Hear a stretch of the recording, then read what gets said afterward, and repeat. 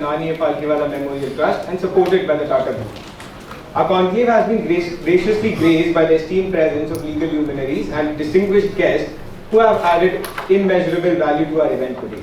I welcome Justice Honorable Dipankar Datta, Mr. S.N. Mukherjee, our Honorable Vice Chancellor, Registrar Sir, Mrs. Swati Kapadia, people from the Tata Group, and also our esteemed faculty and my colleagues.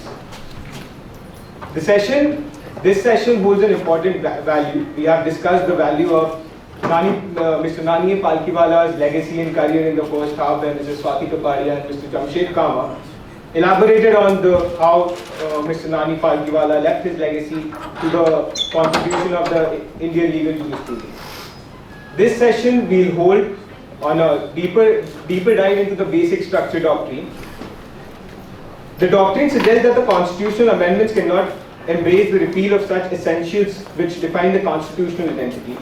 Any such development under the doctrine is a fundamental breach of the Constitution's basic structure and is struck down as unconstitutional. Vigorously debated since its inception in the Keshwan and the Bharati case, which I believe Justice Datta will address in his speech, the doctrines continue to be a central feature of recent institutional contests over constitutional identity and change. It's not a mere coincidence that the concept of basic structure doctrine emerged through cases on the right to property.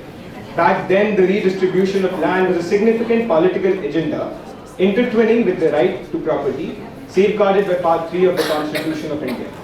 The Keshwan and the Bharati case recognized the difference between the constitutional law and ordinary legislation.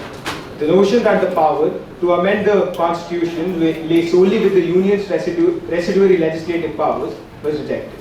I believe the guests will add their thoughts and experience over the basic structure doctrine in the coming part. The basic structure doctrine has been applied in a wide range of cases. A diverse set of constitutional amendments have been subject to basic structure review. Despite their variety, however, these cases have by and large been about either democracy or rights. Democracy and rights have been the two values around which debates on the basic structure have been framed and performed. The inception of the basic structure doctrine, as argued by Professor Dr. Upendra Bakshi, stems from the apprehension that without constraints, the amending power could potentially undermine the Constitution itself.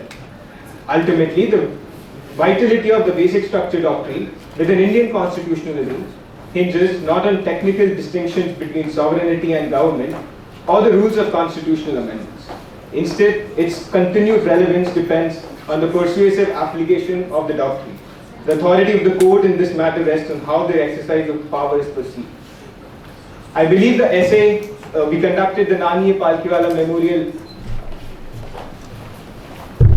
essay competition as a part of this conclave, where we had two sub-themes. First, scope of judicial review, and second, the promulgation of ordinances. We have the winners of both the sub-themes present between us, who will be presenting their essays and can argue on the respective sub-themes.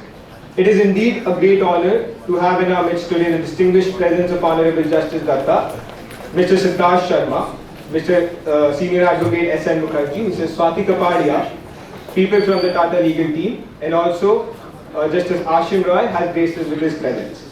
We also have the Registrar Sir and other faculty members to grace us with their thoughts and experience in this conclave.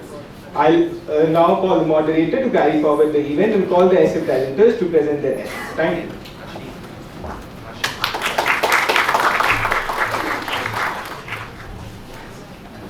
Quoting Mr. B.R. Ambedkar, the Constitution is not a mere lawyer's document, it's a vehicle of